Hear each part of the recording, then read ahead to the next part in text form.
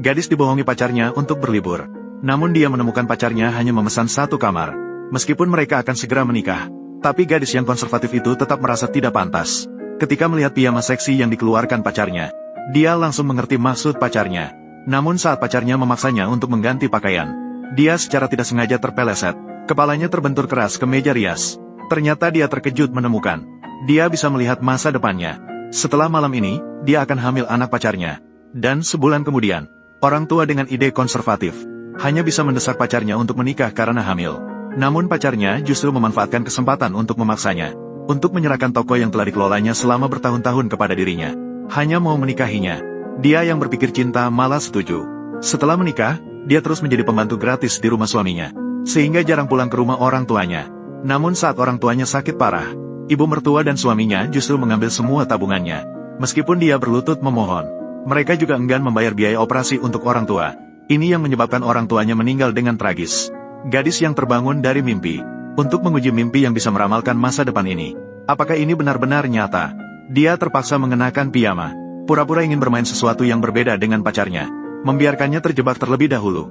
Kemudian dengan sengaja dia berkata, "Apakah kamu ingin menipuku agar hamil sebelum menikah?" "Benar, kan? Bagaimana kamu tahu?" Gadis itu baru menyadari bahwa semuanya dalam mimpi itu nyata. Untungnya dia sudah mengikat pria brengsek itu sebelumnya. Tapi dia masih merasa belum puas. Jadi di depan pria brengsek itu, dia dengan sengaja melemparkan semua pakaiannya ke bawah.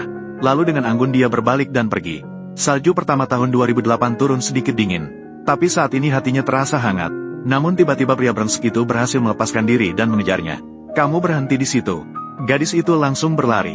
Akibatnya, tanpa sengaja, dia menabrak pelukan kepala pabrik kaos kaki. Melihat mata besar gadis itu, kepala pabrik yang dingin itu tiba-tiba merasakan sesuatu. Namun gadis itu, dengan ketakutan menyadari, dalam mimpinya yang bisa meramal masa depan, dia pernah melihat wajah ini. Saat itu, pria brengsek mengejarnya. Gadis itu segera memanfaatkan kelemahannya. Dia langsung menendang pria brengsek itu beberapa kali. Asisten di samping melihat dan berkata, "Ini wanita siapa?" Begitu kasar. Namun ketika dia berbalik, dia melihat kepala pabriknya sendiri memandang gadis itu dengan penuh kekaguman. Saat pria brengsek itu marah dan ingin merobek pakaian gadis itu, namun dia dihentikan oleh kepala pabrik. Melihat ada yang membantu gadis itu, pakaian orang itu juga sangat mahal. Pria brengsek yang takut rugi segera melarikan diri dengan malu. Gadis yang diselamatkan itu berterima kasih kepada kepala pabrik. Namun kepala pabrik memperhatikan kakinya yang membeku dan menggigil. Lalu dia memberikan sepasang kaos kaki untuk dia ganti. Gadis itu melihat kaos kaki wol murni yang tidak murah di tangannya. Tiba-tiba dia menyadari ada yang tidak beres. Dia segera bertanya hari ini tanggal berapa. Hari ini adalah tahun 2008, tanggal 2 Januari. Mendengar itu, gadis itu semakin ketakutan. Hanya karena dalam mimpi peramalnya, berita melaporkan bahwa kepala pabrik kaos kaki dalam perjalanan ke selatan mengalami kecelakaan lalu lintas akibat cuaca hujan es yang buruk. Dia meninggal dunia pada tanggal 3 Januari. Artinya, besok, kamu akan mati. Melihat gadis kecil yang tampak cerdas di depannya, kepala pabrik yang bingung sedikit terkejut. Namun, di detik berikutnya gadis itu tiba-tiba tahu namanya. Dia bahkan tahu dari sekolah mana dia lulus. "Bagaimana kamu tahu semua ini?" "Jika saya memberitahunya bahwa saya telah bermimpi peramal, dia pasti akan mengira saya gila, kan?" Gadis berusaha menghentikan terjadinya tragedi. Dia meminta kepala pabrik untuk tidak pergi ke selatan. Namun, urusan membuka pabrik baru di selatan sangat mendesak. Dia harus pergi sendiri.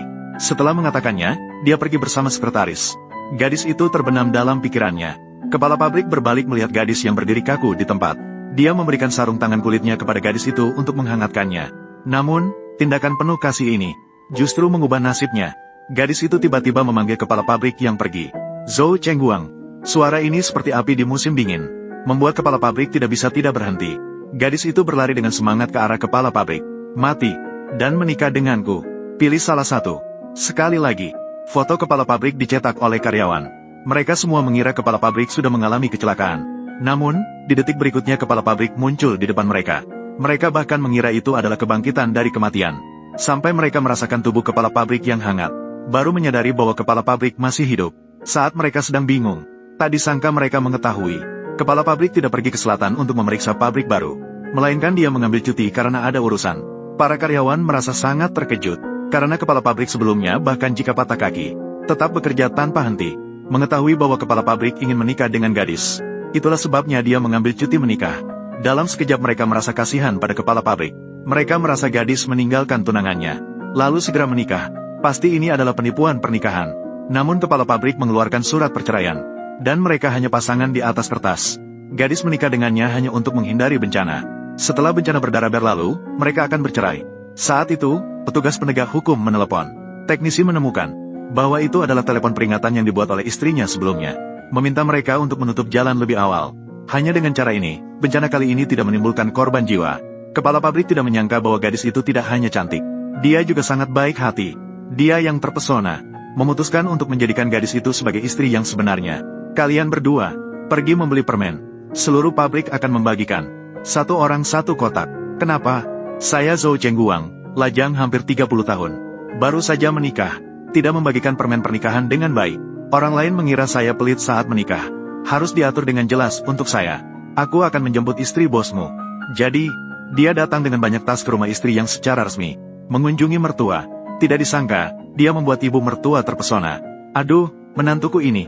Aduh, menantuku ini terlalu tampan, ya. Ayah mertua justru merasa cemburu. Dengan sinis dia menyatakan, hanya tampan saja tidak ada gunanya. Harus bisa menyayangi baru dianggap baik. Akhirnya, pemuda itu memberikan jawaban yang sangat emosional. Seketika menyentuh hati ayah mertua. Sebagai suami, bagaimanapun juga, pasti tidak ada yang lebih menyayangi putrinya daripada seorang ayah. Namun, saya akan berusaha keras. Ayah.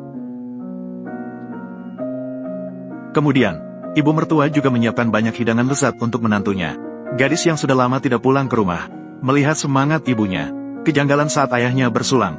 Gadis itu tidak bisa menahan tangis. Dia teringat akan masa depan yang terlihat dalam mimpinya. Mengapa masakan ini begitu asin? Bagaimana kalian membuatnya? Orang tuaku sangat mencintaiku. Namun, saya jarang pulang karena menikah jauh. Mereka sendirian di rumah. Pasti sangat kesepian. Pasti merindukan saya, kan? Melihat gadis yang menangis terisak-isak, dia dengan perhatian memberikan tisu. Namun, ayahnya mengira dia yang telah menganiaya putrinya. Segera ingin mengusirnya dari rumah. Bahkan ingin agar putrinya bercerai darinya.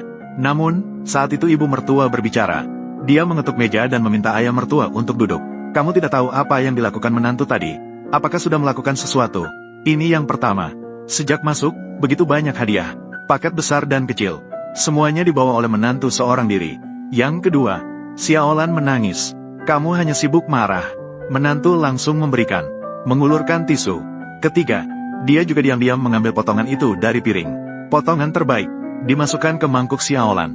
Apa kamu sudah melihatnya? Ibu. Tiga detail kecil ini langsung menyentuh hati ayah mertua. Tidak hanya secara aktif memberinya paha ayam. Ibu mertua juga memintanya untuk tinggal semalam. Dengan sengaja mencari tempat tidur kecil. Tempat tidur ini hanya 1,20 meter. Tidur untuk kita berdua. Tidak terlalu cocok, kan? Namun, saat itu gadis itu masuk. Dan membuatnya tertegun. Apakah suasana ini berarti mereka akan berpura-pura jadi nyata? Kepala pabrik Zhou.